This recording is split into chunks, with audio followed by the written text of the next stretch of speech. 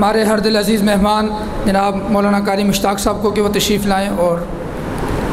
اپنے خیالات کا اظہار فرمائیں۔ السلام علیکم ورحمۃ اللہ۔ اپنے طلباء علماء کے درمیان حاضر ہو کر اپنے دل و دماغ کو سکون پہنچانے کے لیے اور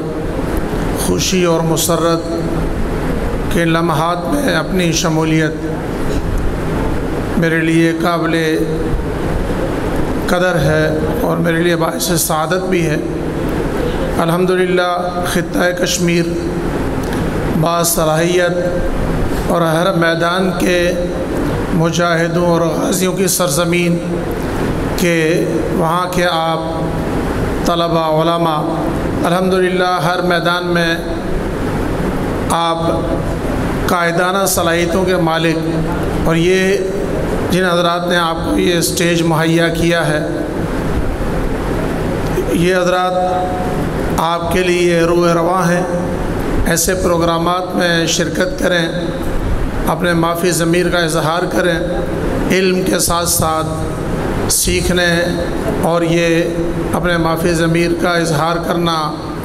اور اپنا علم کا بیان کرنا، یہ ایسی محافل اور ایسے پروگرامات میں شرکت سے وہی طلباء آگے بڑھتے ہیں جو ان چیزوں میں حصہ لیتے ہیں۔ تو میں جتنے بھی یہ کمیٹی کے ممبران ہیں سب کو دل کی اتھاہ گہرائیوں سے مبارکباد بھی پیش کرتا ہوں کہ ماشاءاللہ 4-5 سال سے یہ ترتیب چل رہی ہے، اور اس سے پہلے بھی الحمدللہ ہمارا جو مرکز سبیل والی مسجد میں حضرت مولانا طیب کشمیری صاحب دامت برکاتہم العالیہ ان کی سرپرستی میں جب آج سے 40 سال قبل میں جب کراچی میں آیا تو یہ انہی کا شروع کیا ہوا ایک یہ پروگرام اور یہ ایک سلسلہ تھا۔ آج حضرت کی طبیعت ناساز ہیں، بیمار ہیں، ان کے لیے بھی دعا فرمائے۔ اور اس کے بعد الحمدللہ میں دیکھ رہا ہوں کہ یہ مرکز مولانا عبدالحفیظ صاحب کی قیادت میں اور باقی جتنے بھی مخلص ہمارے ساتھی ہیں ان کی مشاورت سے یہاں محمدی مسجد کے اندر یہ شروع ہے۔ انشاءاللہ العزیز میں اپنی طرف سے بھی اور باقی ساتھیوں کو بھی اس کی طرف متوجہ کرتا ہوں کہ یہ سلسلہ اور آگے بڑھنا چاہیے، اور دیگر بھی ہمارے جتنے بھی کشمیر سے تعلق رکھنے والے علماء کے مدارس ہیں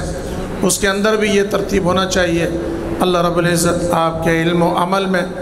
آپ کی دینی کاوشوں میں اللہ تعالیٰ آپ کو سرخروئی نصیب فرمائے۔ بہت بہت شکریہ۔